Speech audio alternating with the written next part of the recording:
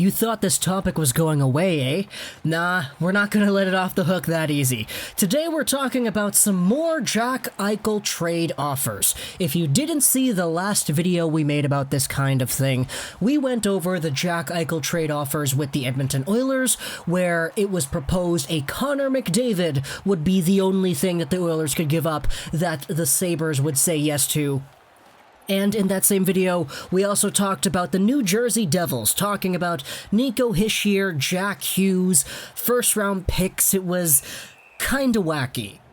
And all that stuff came from this article here on WGR550radio.com. This is a Buffalo sports radio outlet where the writer of this article, who is Joe DiBiase, proposes what teams could give up that the Buffalo Sabres would actually say yes to for a Jack Eichel trade.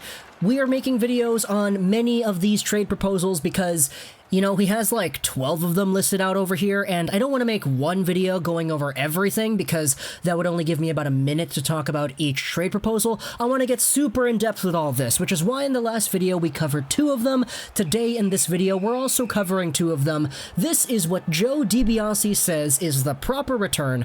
Packages that the Buffalo Sabres would look at and say, yes, we would trade Jack Eichel for this from the Colorado Avalanche and the New York Rangers. This is what DiBiase says for Colorado. It is Nathan MacKinnon and Tyson Jost. The Avalanche would never give up MacKinnon, and he may even be a better player than Eichel. But if you're the Sabres, you're getting a player that is a year older and has 3 fewer years on his contract. For that, the Sabres are getting some added center depth in Jost. Okay, so 3 fewer years at a significantly lower cap hit is enough for the Buffalo Sabres to say, okay, you know, it was MacKinnon, that's good enough, but we will take a Tyson Jost as well, who also has the potential of becoming a very good middle 6 center in the NHL by the time all is said and done.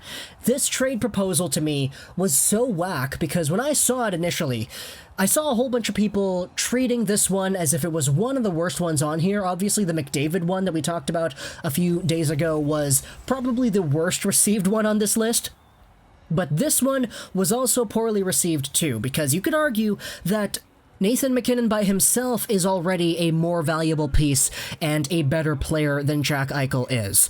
Which is why some are saying that the addition of Jost in this deal makes absolutely no sense.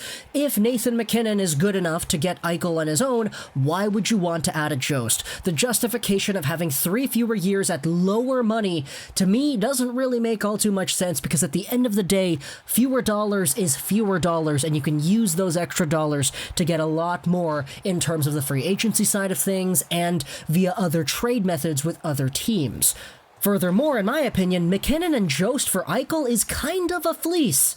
I get that Eichel is good, and the point of this article is to explore trade ideas that the Sabres would undoubtedly say yes to, but I could think of a few other trade packages from the Avs that honestly would, in my opinion at least, get the Buffalo Sabres interested to some capacity, while at the same time making it so that it's not something that the Avalanche would absolutely not want to do. For example, you got some really good forwards over there in Colorado, like MacKinnon, yes, like Landeskog, yes, like Mikko Rantanen. Rantanen is a guy whose cap hit is similar to Jack Eichel's, and he's a guy who, because he is not a Nathan MacKinnon, because say what you want about how good Rantanen is, he is not Nathan MacKinnon.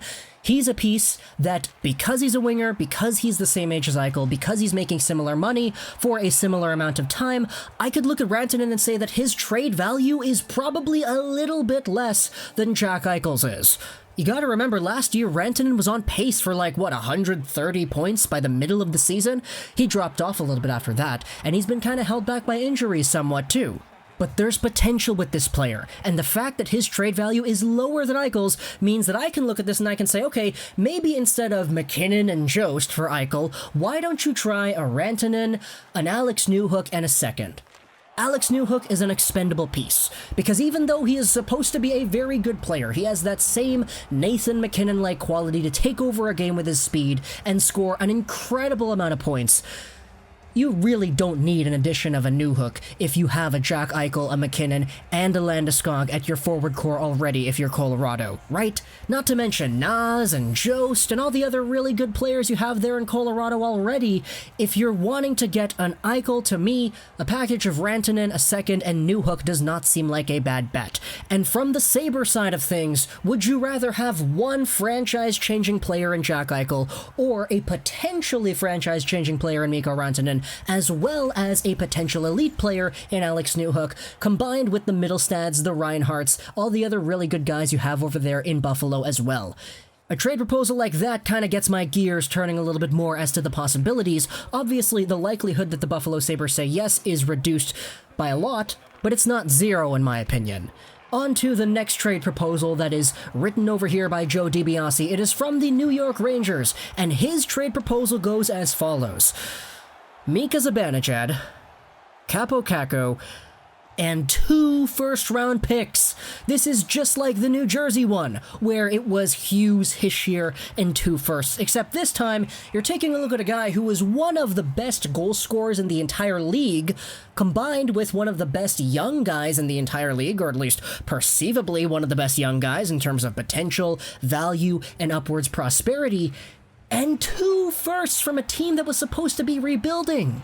This is something that the Rangers would absolutely never touch, and it's something that if the Buffalo Sabres got offered it, I don't know why they would even think about saying no. This is again another one of those fleeces, but to me it's not one of these trade packages that I can say, okay, this is the absolute minimum that the Rangers would have to give up that the Buffalo Sabres wouldn't at least think about. But before we get to my proposal, let's read what DiBiase has to say. Zibanejad has taken a massive step in the last 2 seasons. He followed up a 74-point campaign in 2019 with 75 points in 57 games this season. He is 4 years older than Eichel and has 2 years left at $5.3 million. Kakko, like Hughes, struggled in his rookie season with just 23 points, but entered the league with elite hype. He was the 2nd overall pick just 1 year ago. Now, of course, I understand why DiBiase lays this as the trade proposal. You give up Eichel, who is a center, you get Zibanejad, who is a center. But if you want to go the Zibanejad route, I don't see the need to add Kakko and 2 firsts. Zibanejad, to me, is not that much lower in terms of value than a Jack Eichel is. I would agree that you can argue that Eichel has more value than a Zibanejad, but I wouldn't necessarily say it is outright unanimous. To me, if you want to at least think about the salaries, you have to take a look at probably the other guys who could potentially be quite valuable on the monetary side of things as well. If you want to take a look at Kaapo Kakko, I think his value is a little bit too high to bridge the gap between a Zibanejad and an Eichel. To me, a guy like Ryan Strome, who was able to develop into a potential 60, maybe 65-point player this past season, is a little bit more cut out for the job. To me, Zibanejad, Strome, and maybe a 2nd-round pick for Eichel is a lot more realistic than Zibanejad, Kaapo Kakko, and 2 first-round picks. Again, just like all the other trade offers that I have made, the likelihood that the Sabres say yes is reduced greatly, but it is not zero. If you think I'm going a little bit too light, then how about this? What about Ryan Strome, Zibanejad, and a good prospect like K'Andre Miller? I'm sorry, but Kaapo Kakko's value is so high that it shouldn't be brought down by his season that he had last year, where he was only 18 years old. This guy could become a legitimate 60-point player as soon as next season. And you're going to say that that is not enough to bridge the gap between Zibanejad and Eichel, that you need 2 extra firsts on top of that? I'm sorry, but that's kind of whack. And again, I know the point of the exercise was to take a look at what the Buffalo Sabres would say yes to, but in my opinion, my own proposal as well is something that they would at least consider. Zibanejad, Strome, and at least a K'Andre Miller or a 2nd.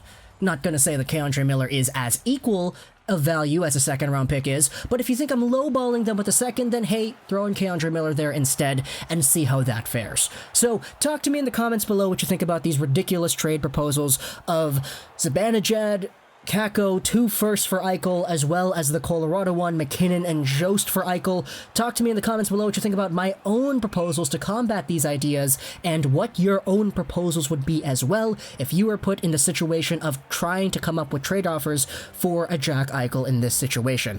Tell me all that in the comments below. I hope you enjoyed this video. and bye.